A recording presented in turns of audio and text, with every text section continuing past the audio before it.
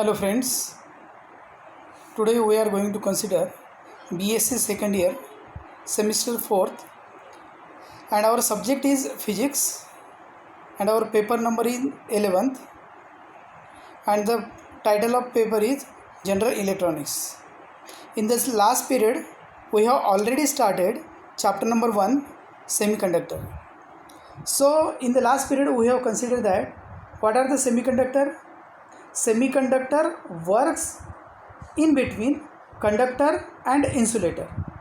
That means this material we can consider that they are working as a semiconductor. Today we are going to consider PN junctions properties. When a p-type semiconductor is suitably joined to n type semiconductor, the contact surface is called PN junction. Most semiconductor devices contain one or more than PN junctions. The PN junction is of great importance because it is in the effect of control element. That means it's working between the conductor and insulator. So that's why we can consider that it is a control element. For it can use a semiconductor devices. A thorough knowledge of the formation of properties of PN junction, we have to consider the formation of PN junction. In case of formation of PN junction, the characteristics properties of PN junction will not be appear if a PN block is just brought in contact with n type block. In fact, PN junction is fabricated by, that means it should be constructed or fabricated in between insulator and conductor. That means PN junction should be fabricated by specific techniques. One common method of making PN junction is called allowing. In this method, a small block of indium means it should be used trivalent impurity, is placed on n-type germanium slab. We have to consider this is the slab, and over this slab we can use the indium. It can be shown in figure. Just we have to consider this figure. So we have to consider in figure the upper slab is indium here.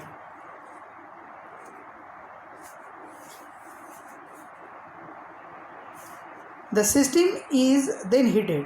That means we are going to heating this system to a temperature of about 500 degrees centigrade in indium, and some of the germanium melt. The germanium part should be melted to form a small molten germanium indium mixture. So it can be shown in figure. We have to consider in this figure. The temperature is then lowered. That means we are going to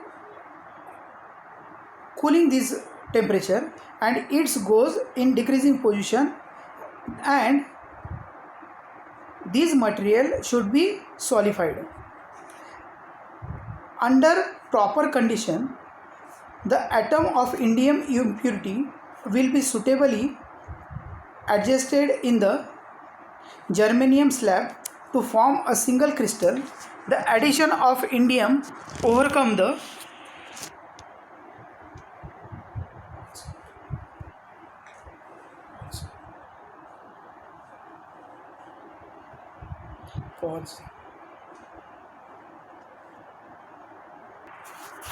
excess of electron in n-type germanium,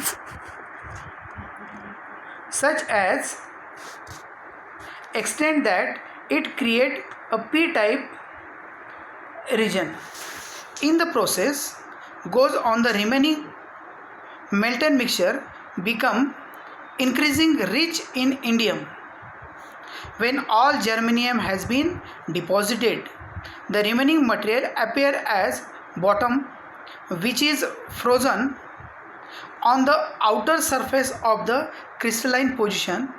So that we have to consider in figure. This bottom serves a suitable base of soldering on leads. That means we can consider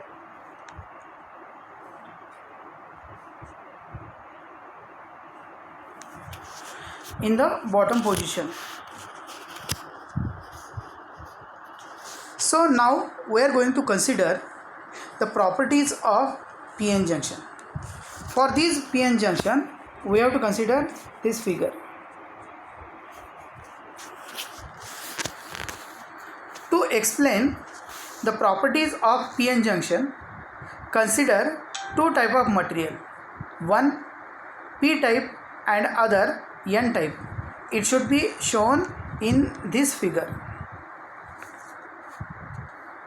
In this figure, left side material is P type semiconductor having negative acceptor ions and positively charged holes.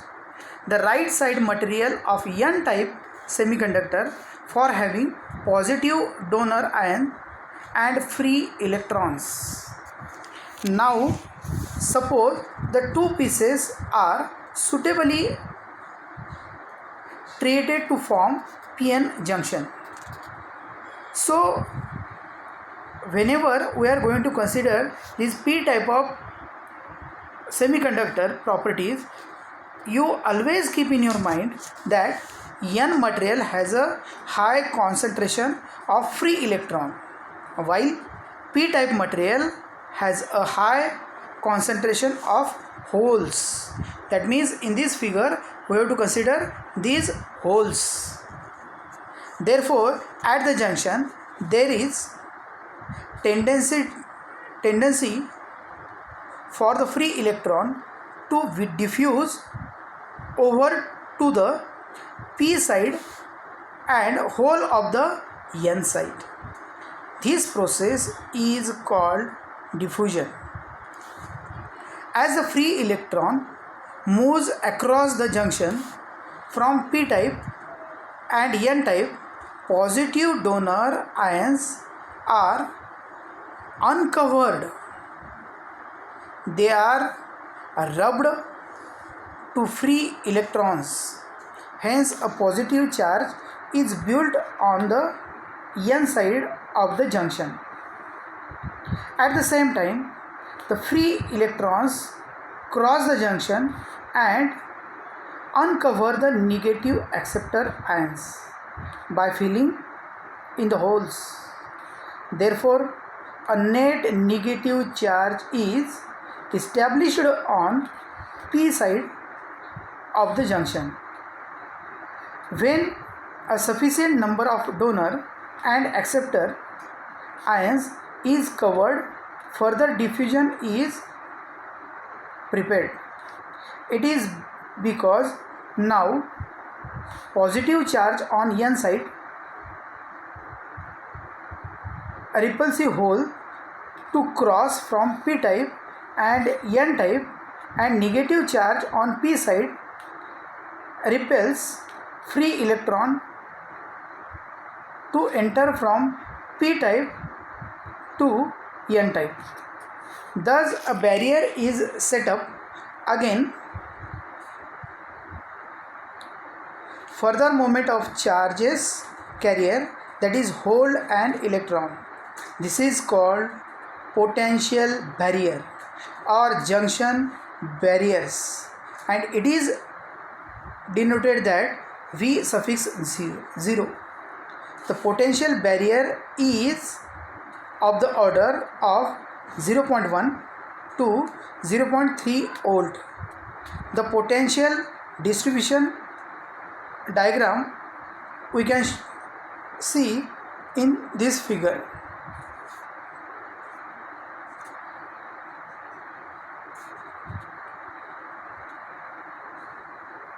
It is clear from the diagram that the potential barrier V0 is set up, which gives rise to electric field. This field prevent the respective majority carriers from crossing the barrier region. From the figure, we can say that it should be noted that outside this barrier on each side of the junction is material to still neutral.